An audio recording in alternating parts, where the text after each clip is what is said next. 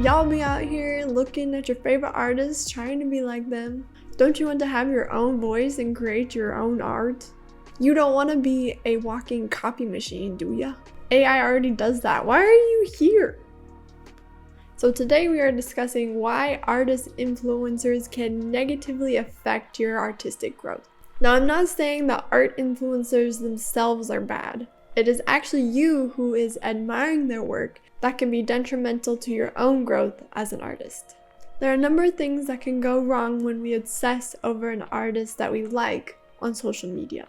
Some of these wrong things could be comparing your work to theirs and thinking negatively about your art, or maybe obsessing over what this artist does, how they draw, everything that they do. Today we won't be getting into those specific reasons of why obsessing over a singular artist is detrimental. Instead, we'll be diving into what I personally think is the most detrimental to an artist, and that is copying your favorite artist's art style and subject bias.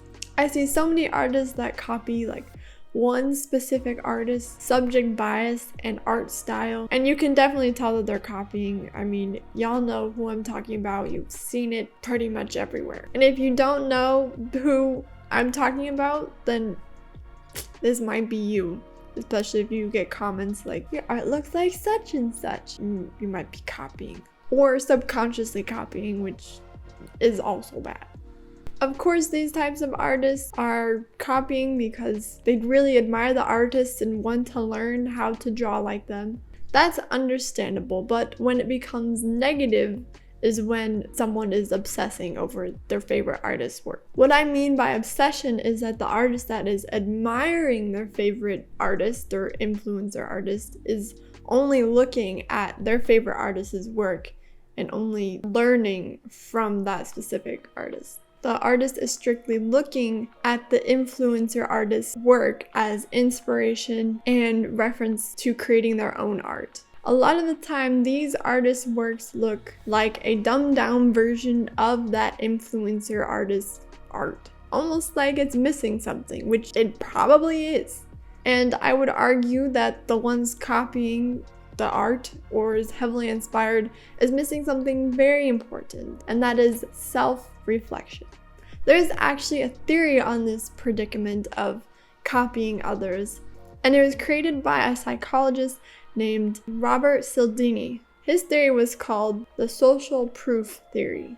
Theory maintains that a person who does not know the proper behavior for a certain situation will look to other people to imitate what they are doing and to provide guidance to their actions. This is clearly evident in the artists who copy popular influencer artists. According to the theory, there are 4 ways people learn to behave in a situation. The first is uncertainty. Uncertainty is the fuel that activates and feeds the mechanism of copying other people's actions. When faced with an unfamiliar situation, an unsure individual would feel the need to refer to other people as guidance. You can see that in us artists. When we don't know how to draw something or how to go about drawing something, we can find tutorials online and then copy the steps the artist we are watching took in order to learn how to draw a certain subject, like hair or eyes or the face. The second principle of social proof theory is similarity. This is another principle that motivates and enhances the use of social proof. A person is more likely to adopt the behaviors and attitudes of the people who look similar to themselves, who are easy to relate to. Age, gender, school, community, physical appearance, and common experiences are some aspects in which similarity can be founded upon. Research on social proof has shown that our peers, in particular, and in their choices, are important to us, and they influence our decisions and actions. As a rule, we usually choose to do the same things our peers are doing. This can be seen in our subject bias of what we like to draw or the kind of people we like to draw. But a lot of time we separate ourselves from those we see as different and try to conform to people who we see around us that appear similar to us and whose aspects influence our decisions and actions. But since we are all the same race, Clearly, it's easier for us to relate to one another since we all have like the same type of blood running through our veins. Just because I have blue eyes and you have brown eyes doesn't mean we can't be friends. It's that simple. The third principle of the theory of social proof is expertise. Social proof becomes more influential when the person or a group is seen as knowledgeable about a situation or are even just slightly more familiar with a topic or subject or a situation that the observer is in. The person with the expertise could be an art professor or a well-known professional in the entertainment industry, and they could tell you how to draw a certain way or make your portfolio in a way that helps you get a job, or even those how to draw videos. The last and fourth theory is number, meaning that the more number of people who have an idea to be correct, the more valid the idea will be to the onlooking person. Y'all have seen this when there is a lot of people doing a TikTok trend or an Instagram reel trend, even those art challenges like Inktober and Mermaid. All four of these principles, uncertainty, similarity, expertise, and number, are all things we have done to figure out what to do in an uncertain situation. This can be a scary thing because if you are following other people, there is that risk of walking off the cliff with them. And that is the exact same with artists copying other artists. You get tunnel vision. And when you can't look ahead to see where you are going, you aren't in control of your own art. I actually think that art block is caused by the act of tunnel vision and not being able to think for yourself. Because it's a point where you have a lack of motivation and a lack of knowledge. And these two things happening at the same time is when you get art block. But that's for another video for me to explain. Let me know if you want me to explain it, because I will. I have opinions.